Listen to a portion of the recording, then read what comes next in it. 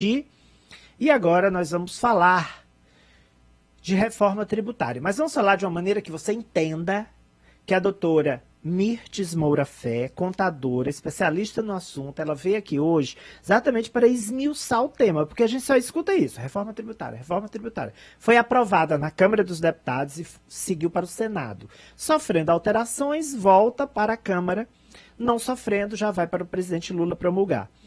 Essa discussão, ela precisa chegar para você, ouvinte telespectador, de uma maneira mais clara. O que vai mudar na sua vida, o que vai mudar no seu dia a dia, no cotidiano. A primeira pergunta que eu acho que é a básica, doutora Mirtes Moura Fé, é o seguinte: vai aumentar a carga tributária? Ou seja, nós vamos pagar mais impostos com a reforma? A reforma foi para a gente pagar mais? Seja bem-vinda, bom dia. Bom dia, Ari, muito obrigada pelo convite.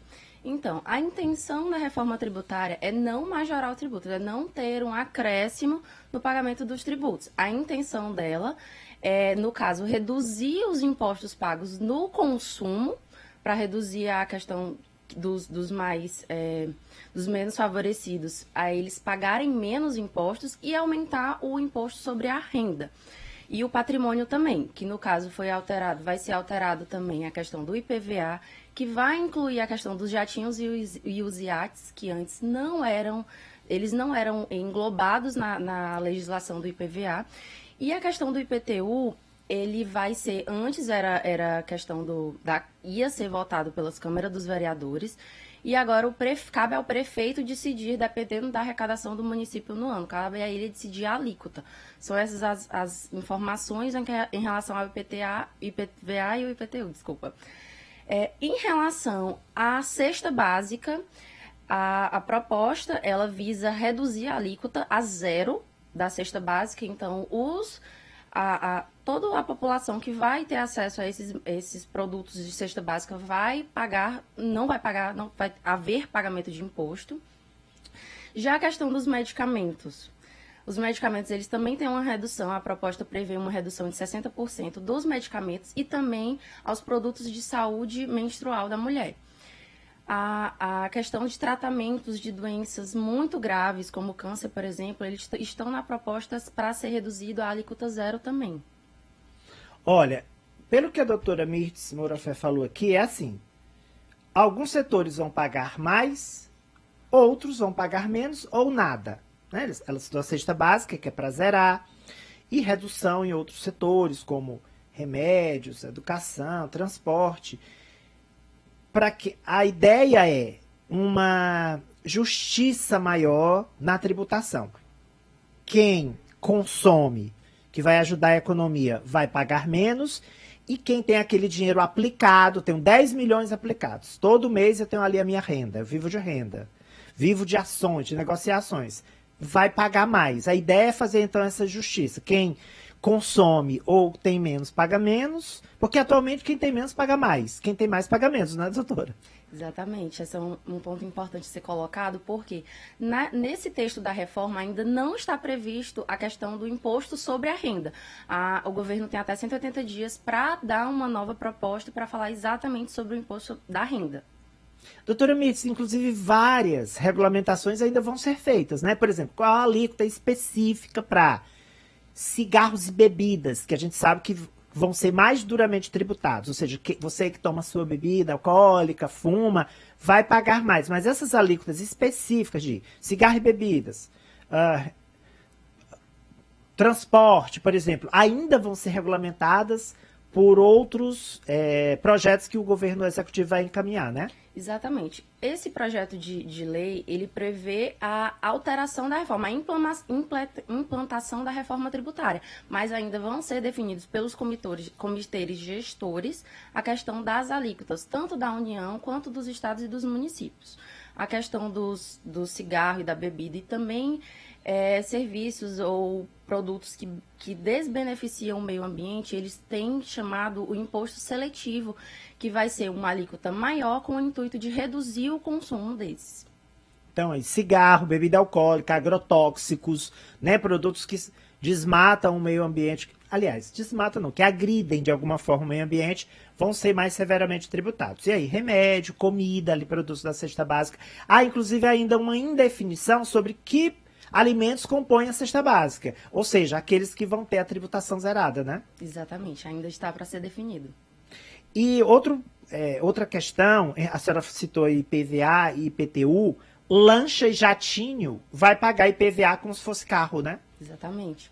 Antes não era regulamentado, mas agora ele está sendo aplicado justamente para dar essa ideia, para dar essa justiça social, como você já tinha mencionado.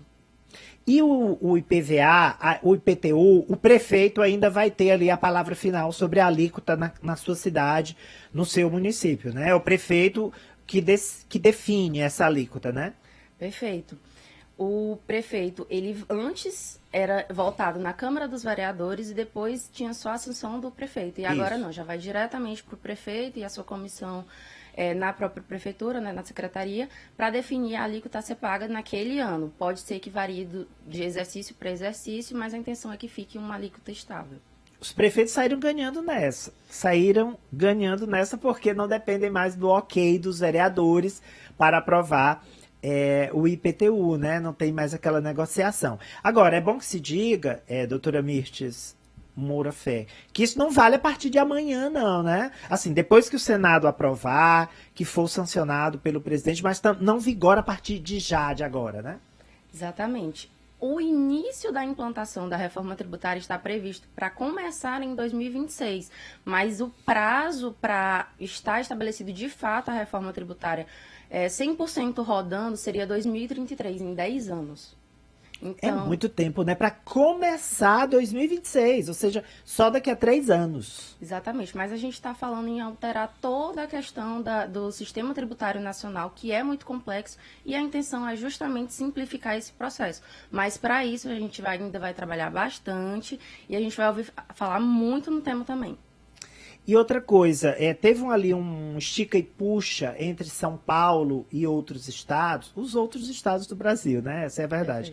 Por quê? Porque atualmente o imposto é pago no estado que produz a mercadoria. Então, se eu compro uma blusa pela internet, o imposto fica com São Paulo, onde a blusa é fabricada e vem para cá. E pela reforma, agora o imposto vai ser pago no estado que comprou o bem, né? Exatamente. Agora, todo o imposto daquele produto em operação interestadual entre os estados vai ser totalmente destinado ao estado de destino mesmo, o fim, onde vai ter o consumidor final ou um intermediário. A senhora acredita, a senhora que é uma contadora, tem como avaliar isso, que uma vez que essa reforma esteja em prática, que vai desburocratizar o funcionamento das empresas, né, a tributação, sem sombra de dúvida, até porque agrupa vários impostos em um só, né, no caso, em 2. Isso tende a melhorar a economia de fato, doutora Mirtes? Exatamente. Tem essa questão de você reduzir os impostos em 2, mas assim, lembrando que no texto da reforma atual, ele não está englobando todos os impostos federais. Ainda está faltando o imposto de renda da pessoa jurídica e a contribuição social sobre o lucro líquido. Então, a gente ainda vai esperar saber as novas novidades, novas propostas para o restante dos demais tributos, no caso. A intenção é justamente simplificar. Tem uma pesquisa do Banco Mundial em 2019 que o Brasil ele demora cerca de 1.500 horas só apurando imposto. Então, com certeza, a gente vai desburocratizar esse processo, deixar uma coisa mais acessível a nível de até uma explicação para o empresário saber o que de fato está pagando e saber onde que vai ser aplicado esse dinheiro que ele está pagando na economia como um todo. Estou conversando com a contadora Mirtes Moura Fé sobre a reforma tributária aprovada na Câmara, que está agora no Senado. Se não houver alteração, vai para a sanção do presidente Lula. Então, vamos acompanhar todas essas regulamentações que ainda vão ser feitas. Tomara que sejam sempre nessa tendência de aliviar para o bolso de quem ganha menos e pesar no bolso de quem ganha mais. A gente fica desconfiado porque os ricos nunca gostam de ser tributados, nunca gostam de pagar imposto. Então, passou porque vai beneficiar o empresariado com a desburocratização.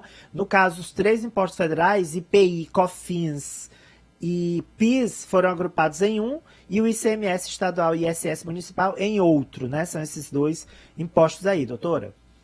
Exatamente. Esses dois impostos, a gente vai pagar só o imposto sobre o valor adicionado. E o que seria isso? A gente vai se creditando de um imposto que já foi pago anteriormente. Eu sou uma indústria, eu vou vender para uma distribuidora. Então, a distribuidora, quando ela, na venda dela, ela só vai pagar imposto sobre essa diferença, sobre o lucro que ela teve, basicamente. E ela vai conseguir se aproveitar do crédito do imposto que a indústria já pagou antecipadamente. Então, a intenção é que reduza, porque a gente paga muito imposto embutido no preço final do produto, a gente paga gigantesca quantidade de imposto, então a intenção é realmente diminuir para que pese menos no bolso do consumidor. Doutora Mirtes, muito obrigado pelas informações, por vir aqui esclarecer os nossos ouvintes e telespectadores. Muitíssimo obrigada, Ari. E olha,